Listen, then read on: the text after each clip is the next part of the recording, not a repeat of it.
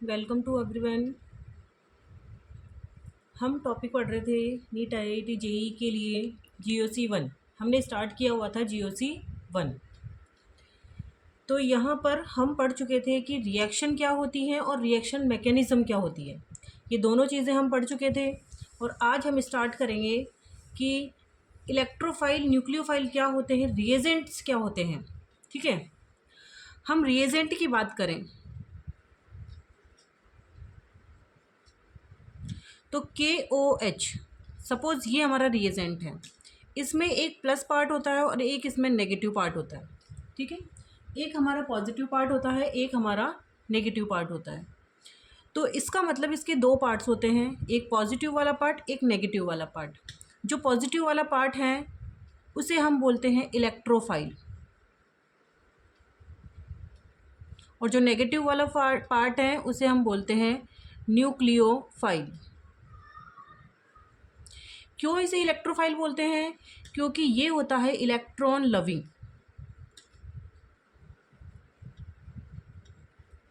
क्योंकि इसके ऊपर पॉजिटिव चार्ज है तो ये इलेक्ट्रॉन एक्सेप्ट करना चाहेगा, इसीलिए इसे हम बोलते हैं इलेक्ट्रॉन लविंग या इलेक्ट्रोफाइल। इसके पास क्या है, नेगेटिव चार्ज। तो ये कहाँ जा कर के अटैक करेगा?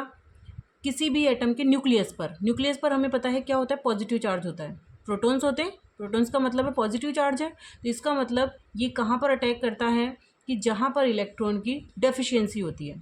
ठीक है, तो ये होता है न्यूक्लियस लविंग।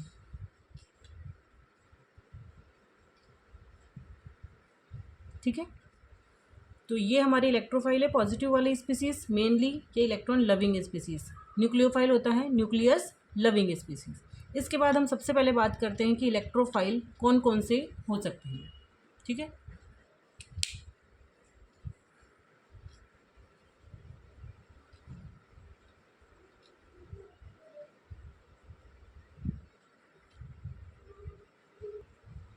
तो मैं एक तरफ लिखती हूँ यहाँ इलेक्ट्रोफाइल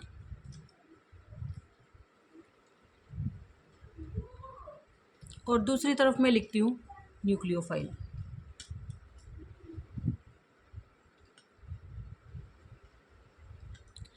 सबसे पहले इलेक्ट्रोफाइल क्या होते हैं? फर्स्ट ऑफ ऑल, जितनी भी पॉजिटिव चार्ज स्पीसीज हैं, positive charge species called electrophile, जैसे H+, R+, CH3+, और हम बात करें RCO+, और हम बात करें X+, जिसमें क्या हो सकता है Cl+, Br+। इसके अलावा हम बात करें NO2+, NO+, बेंजीन के ऊपर N double bond N plus. इसके अलावा बात करें C2H5+। ये सारे हमारे क्या होते हैं, सारी स्पीसीज़ हमारी इलेक्ट्रोफाइल्स होती हैं। ठीक है, ये सब इलेक्ट्रॉन लविंग स्पीसीज़ हैं। इन्हें हम क्या बोलते हैं, इनको इलेक्ट्रॉन की रिक्वायरमेंट होती है, इसलिए इन्हें हम क्या बोलते हैं, इलेक्ट्रोफाइल्स। Second, neutral. अब ये हमें थोड़ा सा ध्यान रखना है कि न्यूट्रल में कौन कौन सी स्पीसीज़ है जो हमारी इलेक्ट्रोफाइल होती है। तो इनके पास क्या होगा न्यूट्रल में, या तो इनकम्प्लीट ऑक्टेट होगा, या फिर दूसरी चीज़ क्या हो सकती है, vacant D orbital.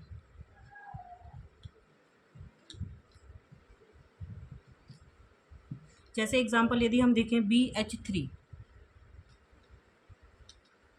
Aluminium chloride bromide, FeX3, ZnCl2, PCl5, PCl3, SO3। इसका ऑक्टेट कंप्लीट नहीं है, इसका भी ऑक्टेट कंप्लीट नहीं है, इसका भी ऑक्टेट कंप्लीट नहीं है, इसका ऑक्टेट कंप्लीट नहीं है। इसके पास डी ऑर्बिटल है, इसके पास भी डी ऑर्बिटल है, इसके पास भी डी ऑर्बिटल्स हैं, इसके पास भी डी ऑर्बिटल्स हैं, इसके पास भी डी ऑर्बिटल्स हैं, जिसके अंदर ये इलेक्ट्रॉन एक्सेप्ट कर सकते हैं। इसीलिए हम इन्हें क्या बोलते हैं, इलेक्ट्रोफाइल बोलते हैं। ठीक है, उसके बाद और हम देखें इलेक्ट्रोफाइल कौन से होते हैं, तो हम इलेक्ट्रोफाइल की बात करें तो थर्ड पार्ट इसका इलेक्ट्रोफाइल का CO2। CO2 एक इलेक्ट्रोफाइल की कैटेगरी में हम रखते हैं और ये कैसा होता है, वीक इलेक्ट्रोफाइल। इसको हम वीक इलेक्ट्रोफाइल की कैटेगरी में रखते हैं। इसमें क्या होता है, ये बॉन्ड इस तरह से ब्रेक होता है और यहाँ पॉजिटिव चार्ज और यहाँ negative charge, more electronegative atom के ऊपर नेगेटिव चार्ज ट्रांसफ़र हो जाता है और लेस इलेक्ट्रोनेगेटिव एटम के ऊपर पॉजिटिव चार्ज आता है। तो यहाँ पर ये कार्बन किसकी तरह काम करता है, एक इलेक्ट्रोफाइल की तरह। इसके अलावा फोर्थ पॉइंट है H radical, R radical, X radical, इन्हें हम बोलते हैं फ्री रेडिकल।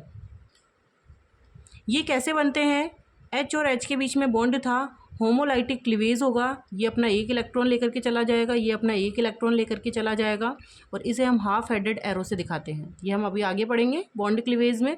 तो ये जो स्पीसीज़ बनी है इसे हम बोलते हैं फ्री रेडिकल।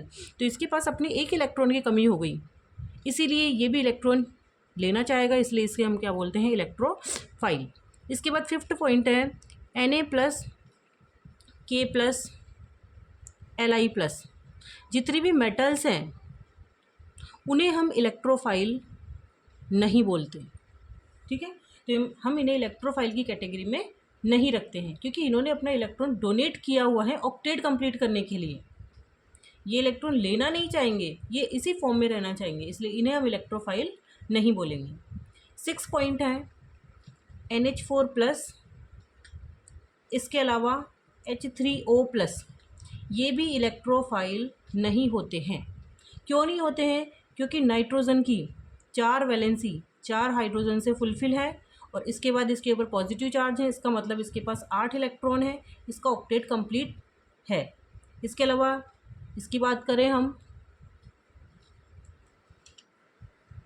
तो यहाँ भी देखो, इसमें ऑक्टेट कंप्लीट होता है, 8 इलेक्ट्रॉन्स, एक इसके पास लोन पेयर होता है और 6 इलेक्ट्रॉन्स बॉन्डेड। तो 8 इलेक्ट्रॉन्स कंप्लीट है, ऑक्टेट कंप्लीट है, इसलिए इलेक्ट्रॉन एक्सेप्ट नहीं करना चाहेगा, इसलिए ये भी इलेक्ट्रोफाइल नहीं होता है। तो ये हमारी बात हो गई इलेक्ट्रोफाइल कौन होता है कौन नहीं होता है। सबसे पहले जितने भी पॉजिटिव चार्ज स्पीसीज़ हैं वो इलेक्ट्रोफाइल होती है। न्यूट्रल स्पीसीज़ में इनकम्प्लीट ऑक्टेट, तो ये ध्यान रखना है, एकदम से हमारे माइंड में नहीं आता है, इनकम्प्लीट ऑक्टेट हो या फिर वैकेंट डी ऑर्बिटल हो। उसके बाद CO2 याद रखना है। उसके बाद फ्री रेडिकल्स के पास इलेक्ट्रॉन्स की रिक्वायरमेंट होती है, इलेक्ट्रॉन्स की कमी होती है, तो ये भी इलेक्ट्रोफाइल की तरह काम करते हैं। जितनी भी मेटल्स पॉजिटिव चार्ज में प्रेजेंट होती है वो इलेक्ट्रोफाइल नहीं कहलाती है। NH4+ और H3O+ पॉजिटिव चार्ज होने के बावजूद इनके पास ऑक्टेट कंप्लीट होने की वजह से ये इलेक्ट्रॉन एक्सेप्ट नहीं करते हैं, इसीलिए इन्हें हम इलेक्ट्रोफाइल नहीं कहते हैं, ठीक है यहाँ तक। इसके बाद हम बात करते हैं न्यूक्लियोफाइल की। अब हम बात करेंगे न्यूक्लियोफाइल।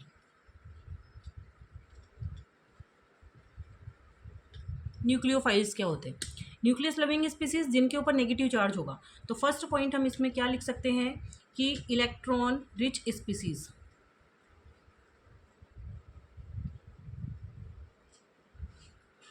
उसमें क्या हो सकता है, फर्स्ट नेगेटिव चार्ज स्पीसीज,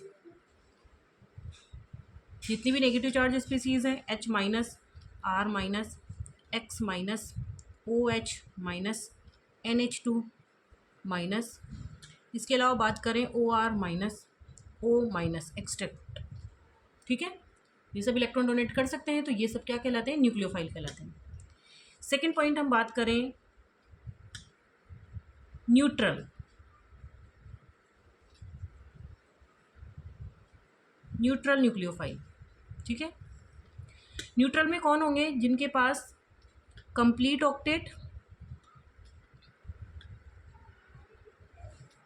और उसके बाद भी इनके पास लॉन पेयर प्रेजेंट हो। ऐसी स्पीसीज जैसे H2O, ऑक्टेट कंप्लीट है, उसके बाद भी इसके पास लॉन पेयर है। ROH अल्कोहल, इसके अलावा बात करें ROR, इसके अलावा बात करें NH3, इसके अलावा हम बात करें RNH2, ठीक है। ये दोनों neutral nucleophile, electron rich species. उसके बाद हम थर्ड पॉइंट की बात करें तो जितने भी मल्टीपल बॉन्ड प्रेजेंट है, multiple bond present in between same atom, अगर सेम एटम के बीच में मल्टीपल बॉन्ड प्रेजेंट है तो उसे भी हम क्या बोलेंगे, इलेक्ट्रोफाइल। जैसे CH2 डबल बॉन्ड CH2, या हम बात करें CH ट्रिपल बॉन्ड CH। इसके अलावा हम बात करें बेंजीन, तो ये सब क्या होते हैं, इलेक्ट्रोफाइल होते हैं। क्लियर है। फोर्थ पॉइंट की हम बात करेंगे कि ठीक है, यहाँ पर लॉन पेयर भी प्रेजेंट है और नेगेटिव चार्ज भी प्रेजेंट है, लेकिन ये स्पीसीज यदि H+ से रिएक्ट करे तो हम उसे बोल देंगे एसिड। और कौन सा एसिड, सॉरी बेस, और लुईस बेस।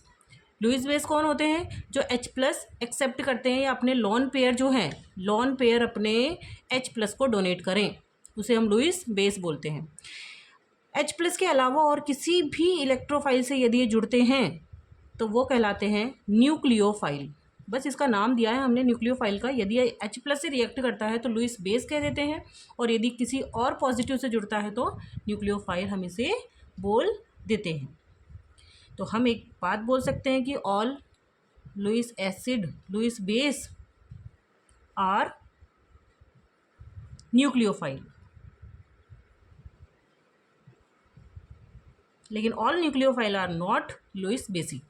ये लुईस बेस नहीं है, लेकिन इसे हम क्या बोल सकते हैं, जो भी इससे रिएक्ट करेगा उसे न्यूक्लियोफाइल बोल सकते हैं, लेकिन जो इससे रिएक्ट करेगा उसे हम लुईस बेस नहीं बोल सकते, क्योंकि वो H+ एक्सेप्ट नहीं कर पा रहा।